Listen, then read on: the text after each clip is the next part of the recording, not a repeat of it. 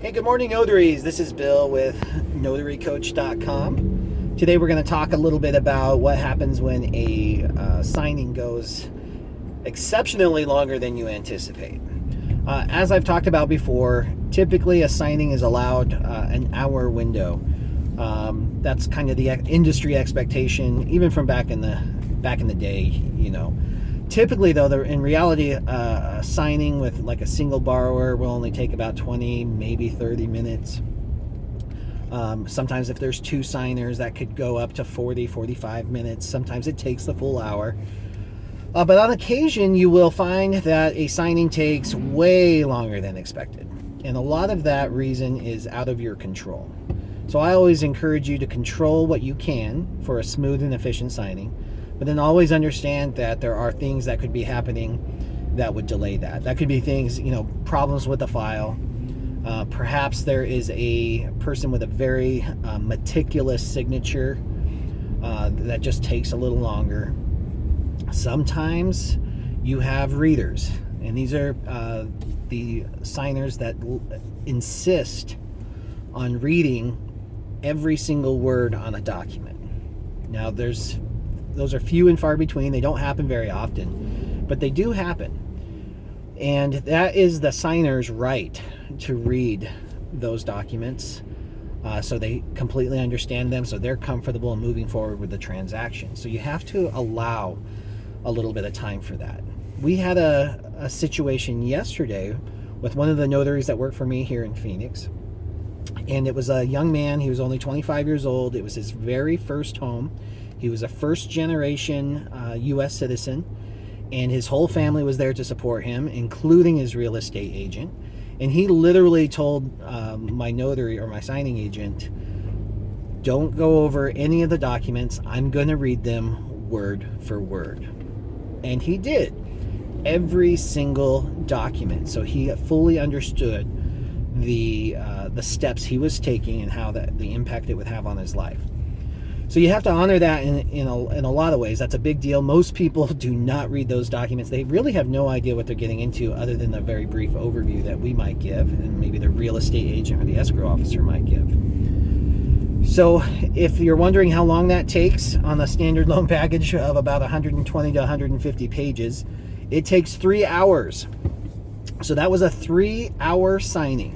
When that occurs, you want to first and foremost keep a very positive attitude and supportive attitude about what they are doing. It is their absolute right to do so, and your job is to facilitate that signing.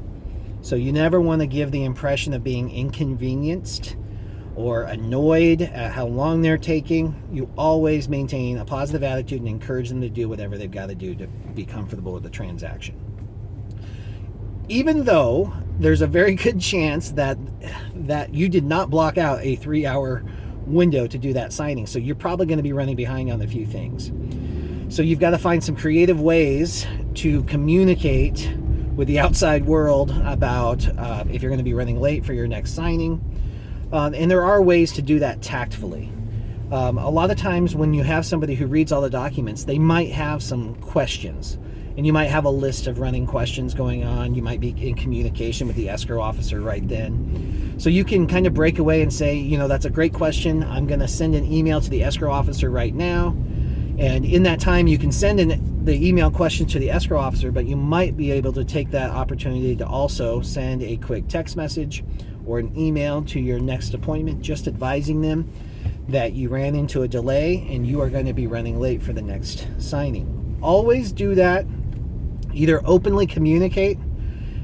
Most people are very cool about that. They totally understand what the situation is. And if you've got to communicate to the next appointment, they're usually cool with that. Or you can even be a little more covert and you can just send a email or a text message. If I ever have to communicate with an outside party from the signing, I usually ask them right away. And it's usually, 99.9% of the time, it's only about what's going on in their signing. So I'll say, I'm going to check my phone right now. I want to make sure that your escrow officer hasn't sent me the disclaimer deed or whatever it might be.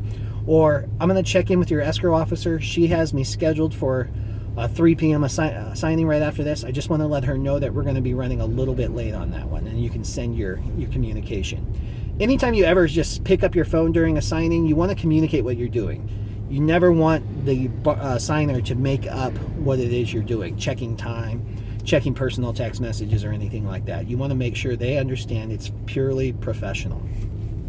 So that's how you can plan or adjust when those signings run late. All right, guys, that's it. That's all I've got today. This is Bill with NotaryCoach.com. I hope you guys are having a great signing day.